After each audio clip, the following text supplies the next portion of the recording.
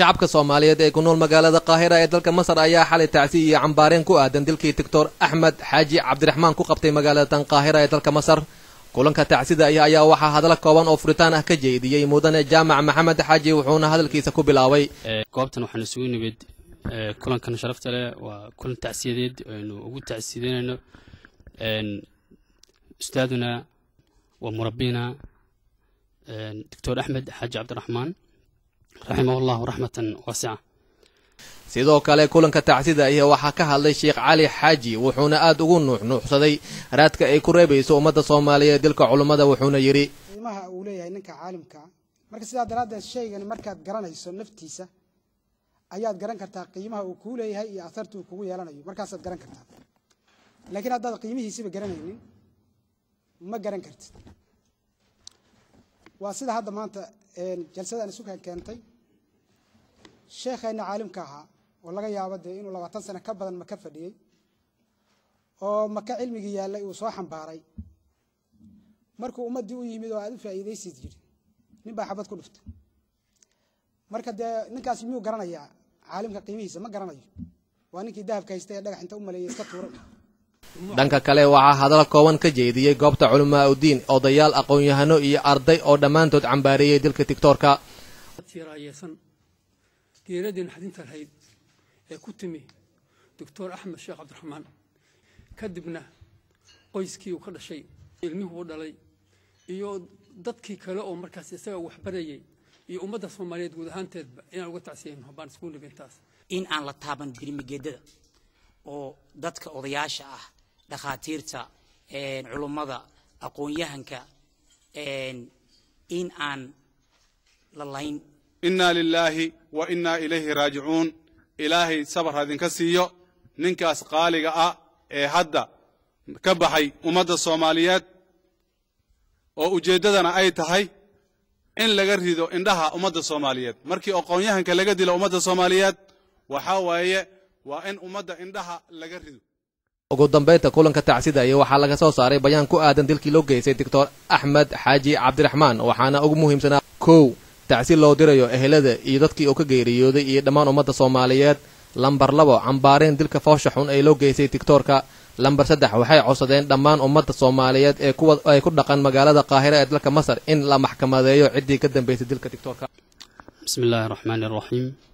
alxamdulillaahi rabbil caalamiin ثم الصلاة والسلام على من لا نبي بعد. إخوة الأعزاء ما أنتوا تاريخ تاي لحظة بيش على بيتوناد لبضة كون يو كوبي توانكا كوبتنا وحنسوين بيد كلن كان شرفت له وكل تعسيديد إنه وجود تعسيدين إنه أستاذنا ومربينا دكتور أحمد حاج عبد الرحمن رحمه الله رحمة واسعة. كل نفس ذائقة الموت أعظم الله أجركم وأحسن عزاكم وغفر لميتكم كدقين وأنك تعزيزنا إذنك أيو ومدى صوماليات أردن قوبتهم حسوقتي من دقائق كاملة بالشدة صوماليات أكو رقن مقالة قاهرة برنامج كأنه قد قلت دونا هدى اللدمو وحنكب لهم دونا آيات قرآن أو إن آخر ولكن شيخ سعيد عبد الرحمن أحمد فليتفضل. أعوذ بالله من الشيطان الرجيم. يا أيها الذين آمنوا استعينوا بالصبر والصلاة إن الله مع الصابرين. ولا تقولوا لمن يقتل في سبيل الله أموات بل أحياء ولكن لا تشعرون. ولنبلونكم بشيء من الخوف والجوع ونقص من الأموال والأنفس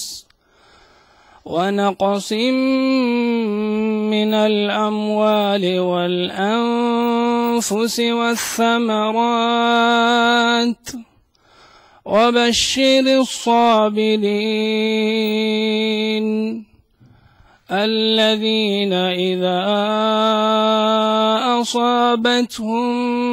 مصيبة قالوا إنا لله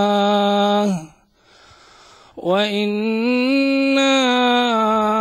إليه راجعون. صدق الله العظيم، جزاه الله خير الجزاء أخونا الشيخ سعيد. إمكنا وحن كلمة سنتونا الشيخ علي حاجي، كلمة سواء آثار فقد العالم على المجتمع، أو قفك عالمك مركا وكتغو أو جريودو تأثيرك أو كل هي مجتمع، فليتفضل. الحمد لله رب العالمين،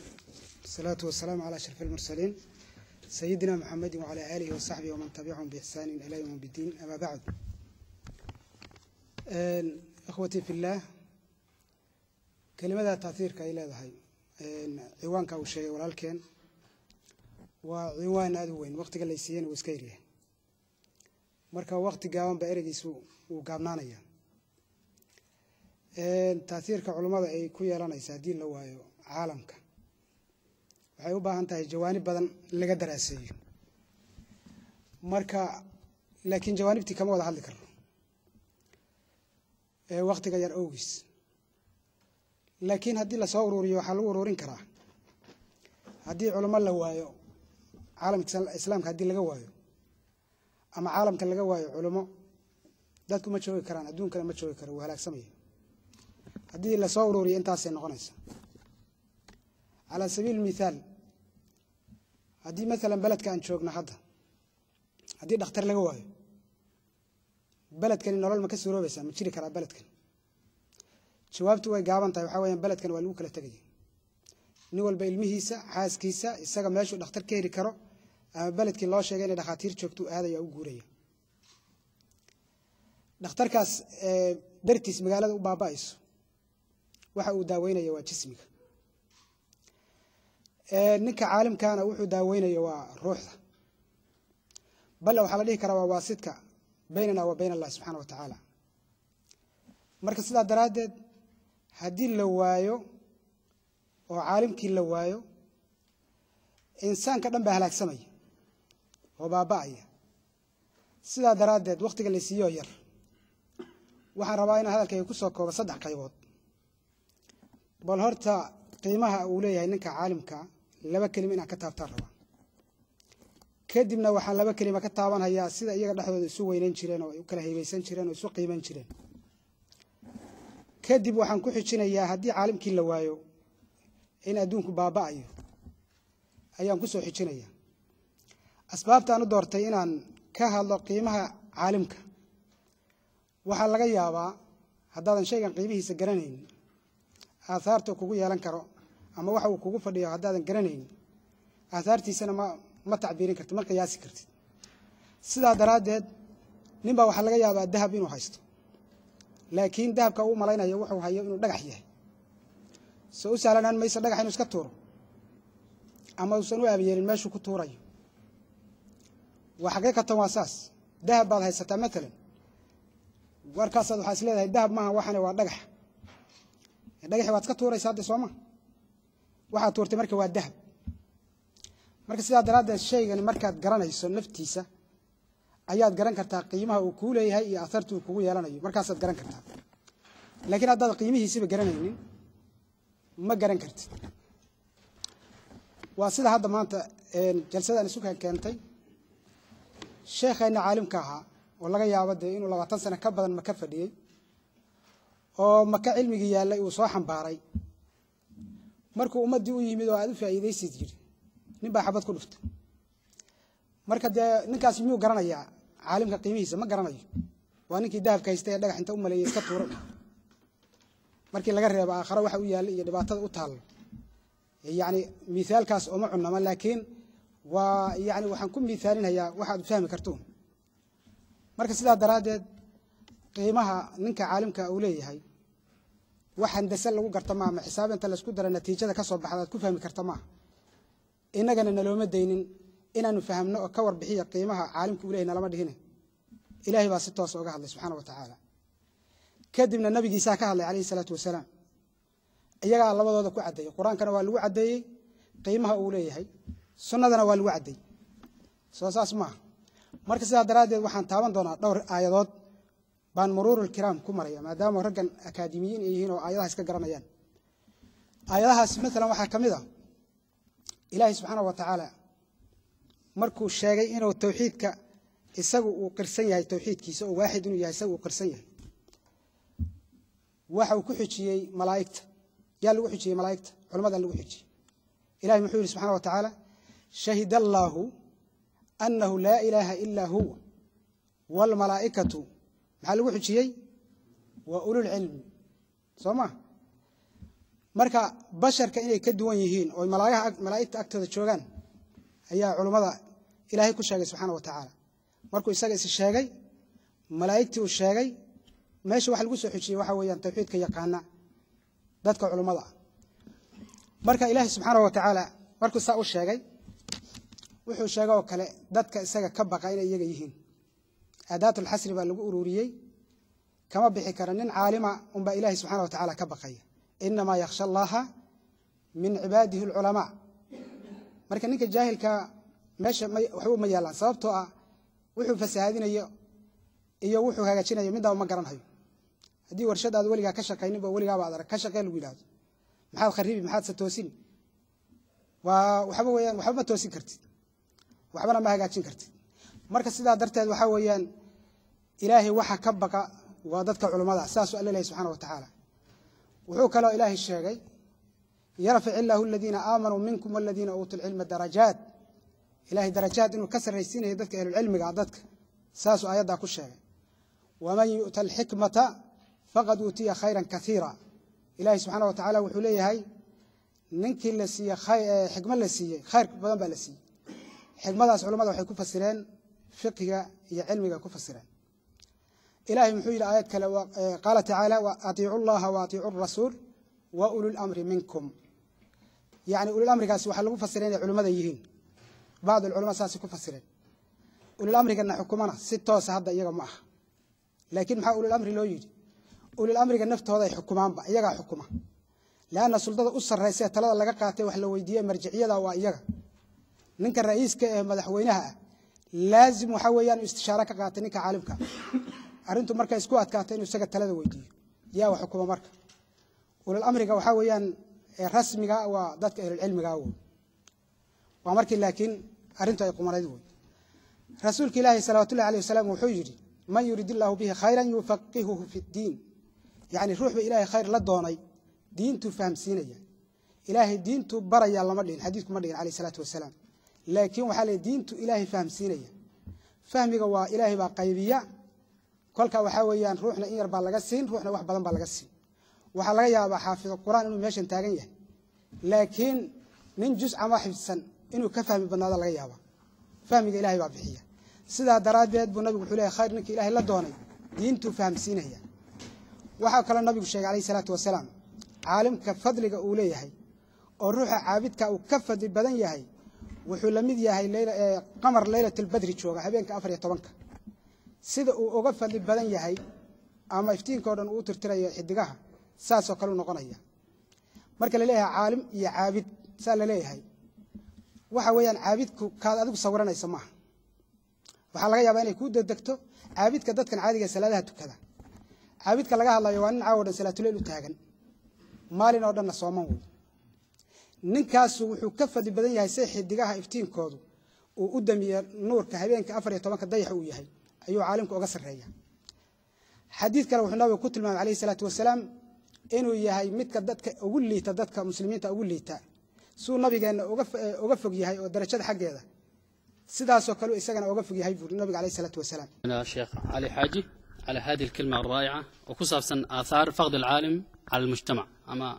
قفك عالم كا لبتا مركا وتجا وبرشة كلية هي أما وايتان كيس أدنى حكسر وين هي أضيك مثل وضياش القاهرة محمد أحمد ثابت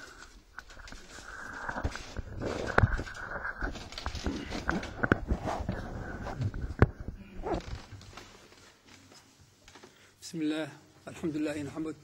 هو المستحق الحمد والثناء نستعين به في السر والضراء ونصلي وسلم على أفضل المرسلين سيدنا محمد وعلى آله وصحبه وأنت بعد إلى يوم الدين. أنت أسكب بعدين جموعة ماشين سكويمي وحان أملا إن سكوني كل يوم ودن إن أنا كتير عيسن يردين حدين ترهيد كتمي دكتور أحمد الشيخ عبد الرحمن إن أنا كعت مركه هوري إسكات النبو إسكات عسين كدبنا qoyskii uu ka dhashay iyo ilmuhu ka dhashay ilmuhu dhalay iyo dadkii kale oo markaas isaga wax barayay iyo ummadda Soomaaliyeed guud ahaanteedba inaan uga tacsiino baan isku dhibintaas ilaahay hanaga aqbal anu waxaan u nasiib u aan helin sheekh inaan barto laakiin waxa igu filan inaan iclaamka adduunyada oo dhan ama mid gudaha ha noqdo Soomaaliyeed ama mid banaanka ha noqdo ama mid maanta halkaan culimadii iga horeysay ay ka sheegtay inta laga bixiyo warbixinta laga bixiyay baa igu filan kaliya inaan ku aqoodo kuna ixtiraamo uguna duceeyo dhimashadiisa naxdinta leh in ilaahay uu jannadii firdawsi ka waraabiyo ahalkiisii iyo caruurtiisii iyo intuu ka dhintayna uu iyagan sabar iyo maamul ka siiyo dhamaantood qofku waa dhintaa iskuma hayo qof walbana mar buu dhiman laakiin sheekhu wuxuu dhintay waqti fiican nawuu dhintay si laga soo sheekeeyay isagoo sooman maalin muxuu ahaa cashuura ah isagoo muxuu ahaa khudbad fiican oo markaas ummaddu u riyaaqaday ka jeediyay masaajidkii oo waliba misna xaalad markaas ka aburmatay beledkii Boosaaso uu joogay markaas oo ahayd dab qabsaday meel weyn oo ummaddu ay ku nooleed ka bixi jiray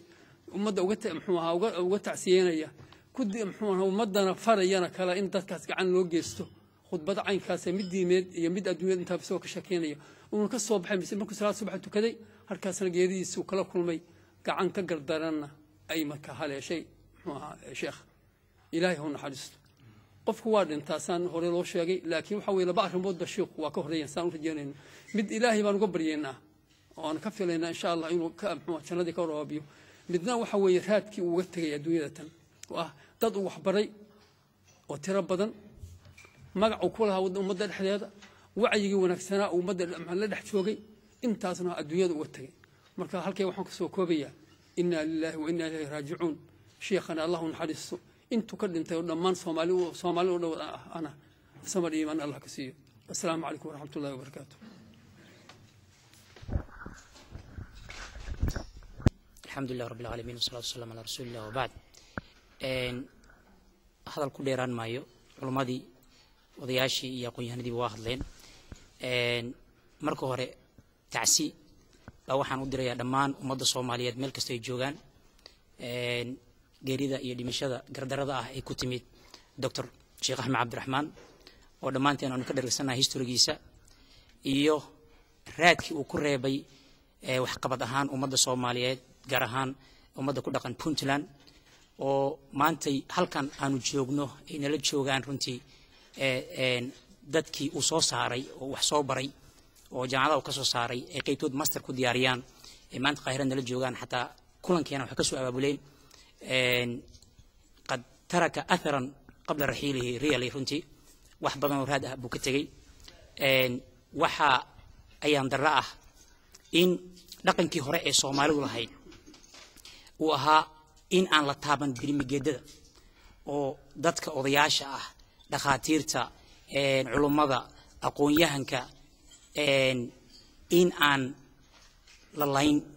oo dadku waxba xeerin jireen laakiin waxa moodaa hadda in targetka laga dhigtaba yaa wax yaqaan yaa ummadda ka muuqda yaa wax qaban kara yani waxa moodaa targetka inuu yahay in ummadii Soomaaliyeed la curyaamiyo oo aan culimo lagu reebin oo aan dhaqaatiir lagu reebin oo aan waxgarad lagu reebin oo aan isima lagu reebin hadda ka hor baan waxaan la sheekaystay odayaasha dhaqanka Soomaaliyeed ah oo wadan ku nool markaas waxaan ku yiri wadanka amni darra ka jirti armay ku haboonaan lahayd in aad iswaardiyaysido amnigaagi waxaaga ilaalisid odayga wuxuu igu yiri haddaad aragto oday isin ah oo la dilayo waa Soomaaliya oo gaartay barakabeel oo ficlan odayga isinka ah waa la dilay oo waa geeriyooday Allahu naxariisto waxa moodaa culumadii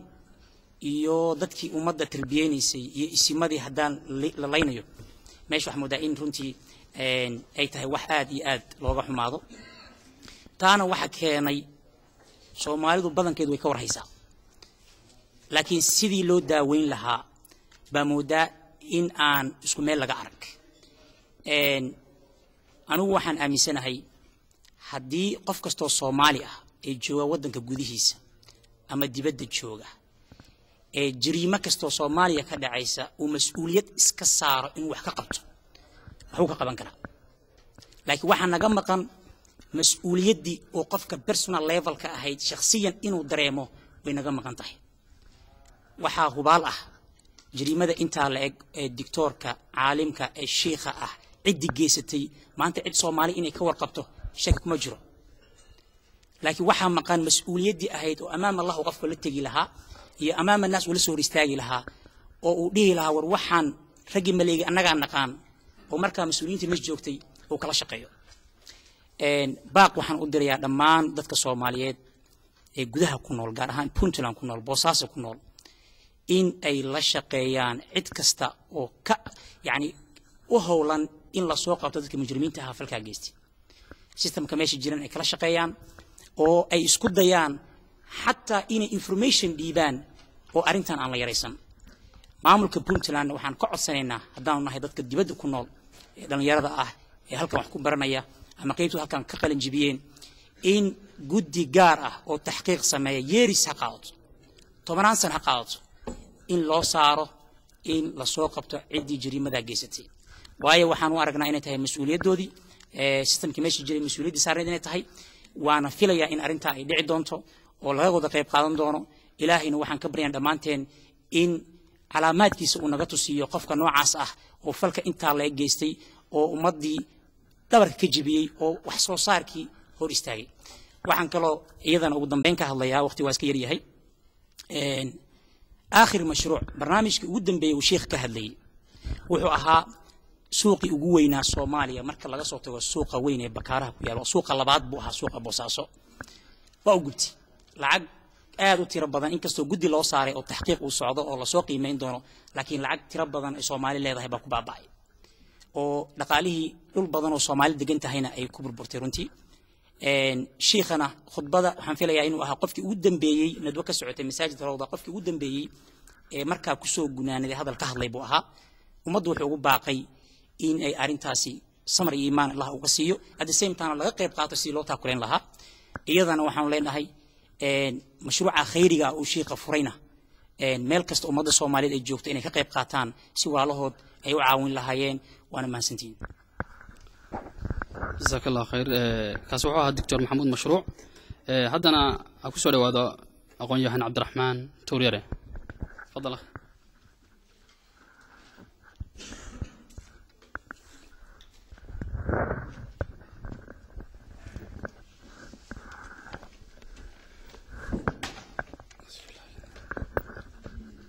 بسم الله الرحمن الرحيم والصلاة والسلام على رسول الله صلى الله عليه وعلى آله وصحبه وسلم أما بعد ولا ليالوان سيودة تعسيننا شيخ دكتور أحمد عبد الرحمن dadkii qiinay iyo dadkii maqlaba way ka sheekeeyeen wax la soo koobi kara ma wuxuu ummadda u qabtay marka waxaan leenahay ilaahay hanaga sabar siiyo sida la sheegay nina naftiisa ka dhintaa nina wuxuu ka dhintaa ummad marka waxaan leenahay diktoorku ummad ayuu ka dhintay ummad Soomaaliyeed buu ka dhintay ummadda muslimka buu ka dhintay waan uga wada tacsiinayna marka gaar ahaan qoyskiisii waxaan kaloo uga tacsiinayna qoyskii usrat jaamacad sharq afriqiya oo ahaa mu'assiskeedii sida aan wararka ku hayno aba ay noo sheegeen dadkii halkaa ka yimid sheekhu ma ahayn sida la ii sheegay xalaba baa la ii sheekeynayay dad ardadiisii ka mid ah oo halkaan master ka diyaariya sheekhu kaliya diktoor buu ahaa sheekh buu ahaa xataa oday wuu ahaa oo xalliya ummadda oo shaarica oo ummadda humumteeda la qaybsada oo maxaan ku idhaahdaa ku dhex jira ummadda sidaa baan xalay mar aan wareysanayay waxaa ii jooga xalay ustaad maxamuud dheere oo halkaan masar ka diyaariya oo ardadiisa ka mid a ra'iis multaqa dulaab daraasaad culyaana ah marka waxyaabahaas buu iga sheekayay marka ogaada meelo badan baa laga tebayaa marka sheekhnimadii waa laga tebayaa diktoornimadii iyo cilmigii iyo humuumkii badnaa oo xumbaarsanaa waa laga tebayaa odannimadiina waa laga tebayaa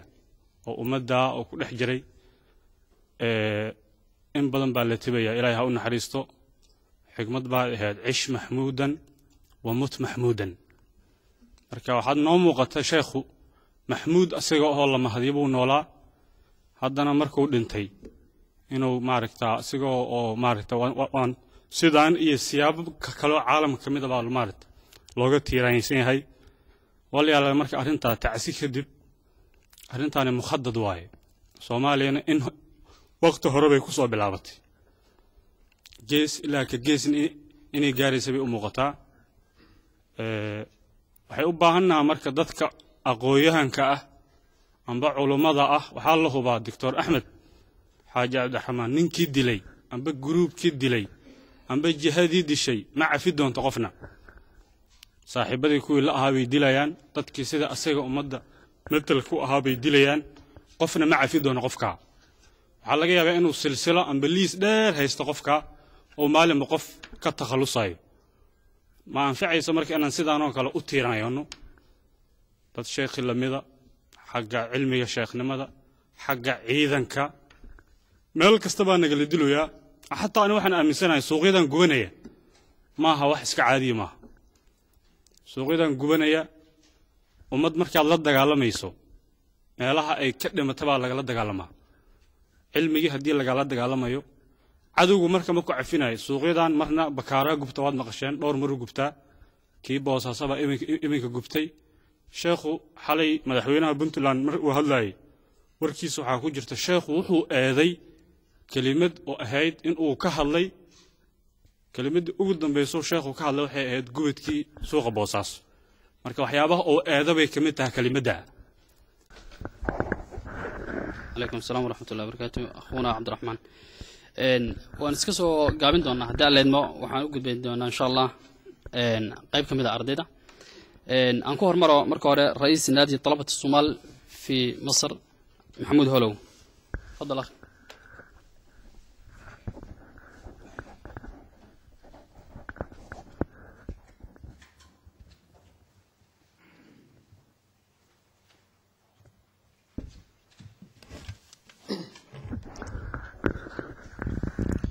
بسم الله الرحمن الرحيم الحمد لله رب العالمين ثم الصلاة والسلام على أشرف المرسلين أما بعد السلام عليكم ورحمة الله وبركاته إنا لله وإنا إليه راجعون marka hore aad ayaan ugu xumnahay falka xun oo ka dhacay magaalada Boosaaso oo lagu dilay meesha oo nooga baxay aan ku weynay sheekheeni murabbigeeni الأستاذ الدكتور أحمد حاج عبد الرحمن كلي آد أيان مركتي أن وحناهي وأنا كتيرانيو آد أيان دريمنا وحاكلو أن تعسي أن دريا دمان أمد الصوماليات إيوه أسردي وكبحي قرابدي إنتو أدوات وحاكلو أن تعسي تيرانيو لها أن دريا جامعة شرق إفريقيا iyo ardaydii oo qaarkood xataa ay nala joogaan halkan iyo dhammaan ummadda Soomaaliyeed kulli annaga dareenkeena haddaan cabirno aad ayaan ugu xunnahay waxaa kaloo aan rajaynaynaa insha Allah inaysan soo noqonin arrintan oo kale arrintan waa mukhattad weyn oo lagu baabi'inayo dadka waxtarka leh ummadda Soomaaliyeed maxaa yeelay ma ahan qofka sidii la sheegay qof asaga naftiisa kaligiis oo dhintay ma ahan maxaa qofka bixitaankiisa waxa baabaayo qayb kamid ah ummadda Soomaaliyeed wuxuu soo saaray dhammaan aqoon-yahano badan uu soo saaray wuxuu aasaasay muassasaad oo nafci badan waxaan rajaynaynaa inuu kamid noqdo shuhada oo naftiisa ku waayay sida wadankii iyo maaragtay iyo soo celin lahaa insha Allah naxsibu 'inda Allahi shahiidan waxa kale oo wadaadka sida la sheegay wuxuu ahaa dadka maaragtay soo nooleen lahaa waddanka Soomaaliya marka burburtay waddanka markuu burbursanaa 99kii ayuu ku soo laabtay sidaan la socono waddanku ku soo laabtay wuxuuna sameeyay sida haddaba aan maqlaynay meel kala dhan uu diiday inuu maaragtay ku noolaado ama wax kale uu baro dad kale wuxuu naftiis u horay ummadda Soomaaliyeed sida ugu bixin lahaa nafaqa oo mugdiga ay ku jirto wuxuu ka mid ah ragga aasaasay jaamacad Sharq Afriqiya naftiisana u horay aakhirkiina oo naftiisa ku waayay marka waxaan leenahay inna lillahi wa inna ilayhi raaji'uun suladaadka oo meeshana waxaan ka codsanaynaa oo meesha ka taliso inay raadiyaan ama ay daba galaan dii ka dambeysay falka oo fooshaxun ayna soo saaraan maxkamad caadil ah oo jazigiisa ama meesha intuu la marsiyo qofka u gaarsiistay ummadda Soomaaliya oo dhan dhibka weyn u geystay maxaa dhibka kuma eko wadaadkaas bis kuma eko maxaa anaga dhan ayuu noo geystay wuxuu u geystay ummadda Soomaaliyeed masiirkeeda ayuu dhibka u keenay wuxuu soo saari lahaa arday badan oo haddana waxaan u yeedhayaa arday ka mid ah ardayda jaamacadda bariga Afrika oo isla markaana ah ardayda wax ku soo bartay gacanta Dr. Axmed Xaaji Cabdiraxmaan ilaahay ha u naxariisto oo aan halkan u fadhino maanta tacsidiisa ku soo dhawaad walaalkeen Cabdilxamiid Axmed Muumin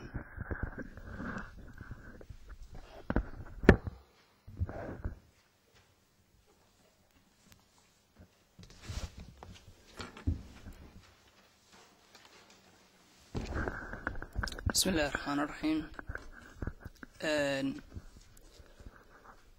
waxaan rabnay inaanu u dirno tacsi dhammaan dadkii uu ka gaariyooday Dr. Axmed Xaaji Cabdiraxmaan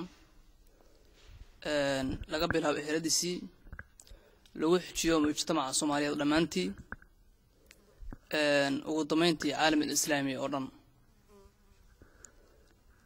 Dr. Axmed Xaaji Cabdiraxmaan dabcan ninkaas doctorka ayuu ahaa sheekh caalima ayuu ahaa caalim diinad ah waa ninka masterkii iyo doctorada baa ku qaatay martabada sharaf nin wuxuu ahaa suluug culamo leh runtii yani anigu waan aqaan ficlan oo waa la tacaamulay arday ayaan u ahaa shakhsi baariza ayuu ahaa oo suluug culamo leh waxaan xustaa hameen uu raddi u jeedinayay warqad ayuu ka jawaabahayay ay soo qortay qolo takfiira jamaacatul mukaffira al mujtamacat al islamiyya kooxaha macna dadka mujtamacaadka islaamka gaalisiya dhowr jeer ay waraaq soo qorqoreen markii dambe ayuu wuxuu yiri si aan markasta loo oran maxaa loo amsa warqad buu soo qoray waxaan xusuustaa nin ila fadhiyaa wuxuu yiri waxaan soo xasuustay culimadii hore markuu macnaha warqadda soo aqrinahay ninkaas marka caalimka diinada ah suugaanyahan ayuu ahaa luqadda carabiga iyo Soomaaliga oo oday Soomaaliyeed ah baadiye soo sheegay wax yar ayuu tagay laakiin haddana runtii aad ayuu u yaqaanay dhaqanka iyo waxyaalaha la midka sadarteed marka qaarkood macnaha markuu ila kaftamay ayuu oran jiray war Cabdi Xamiid kitaaban hayaa baadiyaha laga qorayo in la Abu Turaab qoray ku keena yani wuxuu ugu tumi jiraan baadiyaha wax ka aqaan marka waa wax la yaab leh in ma garanaysaa uu qof ku soo dhiiraday inuu doctorkii sheekh caalimka ahaa nin runtii aan kor si fiican lagu fiirin karin haybadiisa in uu ma garanaysaa u soo qaatay xabad oo dilo wax la aqbali kara ma waxa isweydiina kale waxaasi maxay ahaayeen ilaa hadda kale inagu wixiinu oran karno ma jirto sida muuqata qof oran kara maanta waxay ahayd koox hebel ama qof hebel ma jirto laakiin waxaan isleenahay insha Allah qarni dabadii ha igaad ama bilahan qaarkood insha Allah sidaan ku qoray waa lagu soo qaban doona insha Allah waan islaan markastaba ha noqotay bas qofka daalimka ah ilaahay waxa leeyahay daalimka ma illa walaakin uu kaadiya oo dulqaata ilaahay ayaan laakiin kulli la iska dhaaf maayo Dr. Axmed Xaaji Cabdiraxmaan marka waxaan isweydiinayaa runtii tolow yaa bedeli kara isaga waa dhintay dadka annaga marka hore mujtamacna Soomaaliya ay inuu ku yeerin dadka macnaha aqoontaya runtii aad bay inuu ku yeerin marka loo fiirsho caalamka sidaa dadka hadii hal qof ina ka dhinto hadda dhinac dhanba ina dumay ilaa walba wixii yaraayeenba hadii marka hore wax badan inuu ahaan lahaa xogaa aqoonta ku fiicnaan lahayd waxa laga yaabaa hadii mid laba dhintay in laba iyo kale inuu har lahaayeen waxaan oran karaa dad diinta islaamka wax ka yaqaan oo inuu joogaan alxamdulillah laakiin waxaan anagu yar dad diinta islaamka yaqaan aqoon kana ku darsaday aad bay mujtamacna u yiri qofka la yaan minhaajka iyo tuhfaha iyo ku fiican yahay dhinacaas laakiin dee uu macnaha markay timaado waxyaalo kale waxaan garanayaa waa masaajid aan ku akhrisan jiray odayaasha jooga waxay oran jireen maxaa akhrisan maano ingiriis adeer war ingiriiska masaajid kala bax wuxuu qabaa inay xaaraan tahay masaajidka in ingiriiska macnaha lagu akhristaa ama juqraafi yaqaan juqraafi akhrinaan oranahayn maradu noo taag jir waxaan ugu daran tuulaya baan ku noolnahay oo ma jira meel leer labo oo meesha leer ma laha masaajidka baan ku soo cararahay macnaha qofku waxa aaminsan yahay diinta islaamka waxyaalo kale cadow yihiin sidaana ma ahan bal haddana aan in yar dhegihina maqashiyo tix yar oo gabay ah oo iga keentay qiirada gabayaan bay laakiin qiiradana iga keentay tixda gabayga ah dabcan qayb baan ka maqashin doonaa haddii la idmo oo aan soo yara koobkoobayo hago aan gacmihii gaadhay ee gumaca leefsiiyey ha gariirto gacantaas guracan midigtu ha gorfowdo midkii ganay midkuu gacan ka helay fakarka kii keenay ha gablamo adduunyada naftaas naarta ha u guuro gabal baa u dumay soomaalideer nabarku wada gaadhay garaadkaba ha beele ma maqal qaaran birtu goynin yani waa meesha laga dhihi jiray birmageyda meesha laga dhihi jiray garashada iyo wuxuu nacab ku yahay diinta geyigeenna ahay garaadka beelaha naftaas garasho liita intaas ayaan kolley qaybta gabayga ah aan maartay ka tilmaamayaa haddana waxaan marnaa haddaan leedno guntii iyo gabagabadii barnaamijka insha allah waxaan u gudbin doonaa doctor maxamed cabdulaahi cabdulqaadir doctor kutub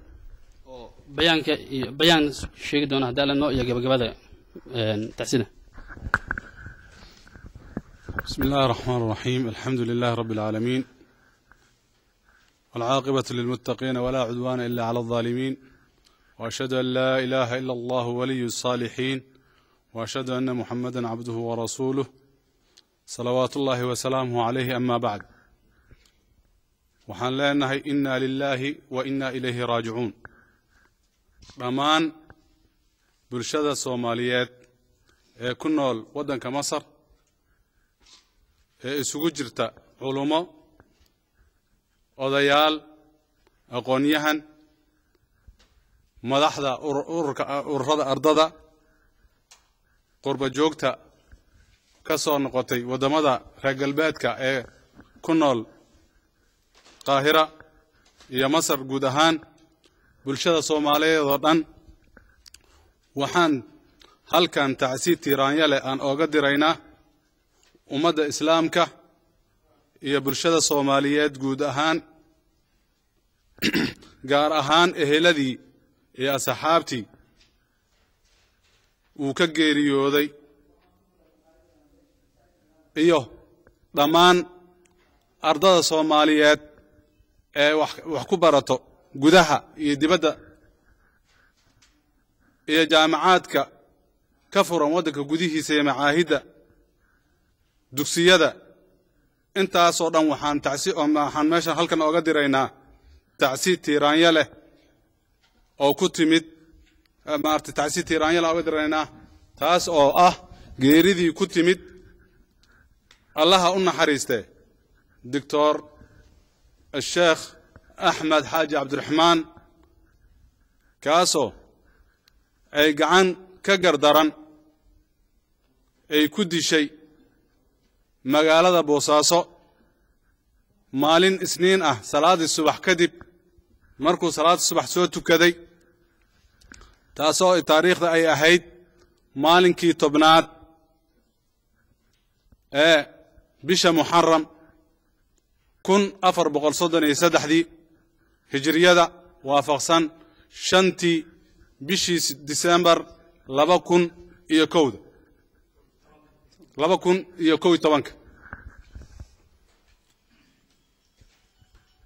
maalintaas barakaysan ee sheekha uu soo tukaday salaadii subax uu ku soo tukaday jamaaco una soomana ayay gacan ka xaqdaran ku dishay si fool xunna ay u dishay sheekha gurigiisa hortiisa marka waxaan leenahay dhammaan ummadda Soomaaliyeed inna lillahi wa inna ilayhi raaji'uun ilaahi sabar hadinka siiyo ninkaas qaaliga ah ee hadda ka baxay ummadda Soomaaliyeed oo ujeedadana ay tahay in laga rido indhaha ummadda Soomaaliyeed markii aqoonyahanka laga dilo ummadda Soomaaliyeed waxa waaye waa in ummadda indhaha laga rido waxaan leenahay sheekha Allah u naxariisto naxariistii janna Allah ka waraabiyo intiisa wanaagsanna Allah ka aqbalo oo amalkiisa ahaa inta kalena Allah u dhaafo ayaan leenahay gabagabadiina waxaan tacsi gaar ah u diraynaa dadkii uu ka tagay sheekha